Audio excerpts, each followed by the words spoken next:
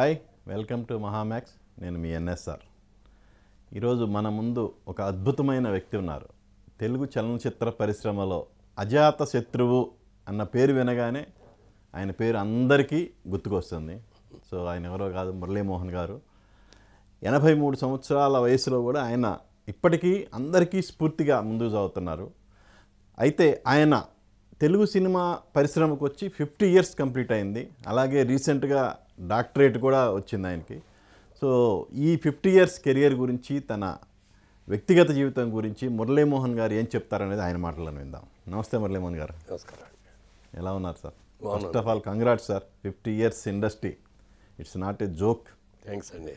యాక్చువల్గా ఇవాళ రేపు ఏంటంటే 10 ఇయర్స్కే ఫేడ్ అవుట్ అవుతున్న కాలం ఇది.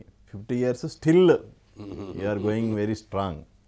సో ఎలా అనిపిస్తుంది సార్? అంటే నేను సినిమా ఇండస్ట్రీకి బాగా లేట్గా ఎంటర్ అయ్యాను. నేను నా వయసు 33 సంవత్సరాలు. నేను ఫస్ట్ సినిమా యాక్ట్ చేయడానికి ఎంటర్ అయినప్పుడు అప్పుడు అనుకున్నాము మ్యాక్సిమం మనం 15 ఏళ్ళు ఉంటామేమో, 10 ఏళ్ళు 15 ఏళ్ళకి మించి ఉన్నాం.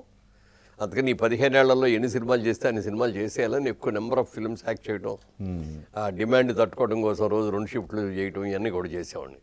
ఆ 15 సంవత్సరాలు అనుకోండి, అలా అలా అలా చూడకుండానే తెలియకుండానే 50 ఏళ్ళు పూర్తి అయిపోయింది. మనం చూస్తే 50 ఏళ్ళు, అప్పుడు నాకు 50 ఏళ్ళు పూర్తి అయింది ఆ సినిమా కెరీర్ అని నాకే ఆశ్చర్యం వేసింది. అయితే మధ్యలో ఒక 10 ఇయర్స్ పొలిటికల్ ఫీల్డ్లో ఉండగా ఇండస్ట్రీ కొంచెం దూరంగా ఉన్నా కానీ మళ్ళీ ఇప్పుడు ఇండస్ట్రీకి దగ్గరికి వచ్చాం. ఆ 10 ఇయర్స్ కూడా మీరు కంప్లీట్గా ఏం దూరంగా లేరు? కంప్లీట్గా మధ్య మధ్యలో అప్పుడప్పుడు ఏదో ఒకటి అలా చేశాను, కానీ ఇదివరకు చేసినంత ఎక్కువగా చేయలేదు.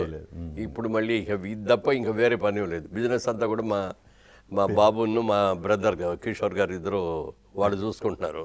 నాకు రెస్ట్ ఇచ్చేసారు. ఇక మనం ఇదే ఫంక్షన్లు, ఇంటర్వ్యూలు, సినిమాలు, టీవీలు.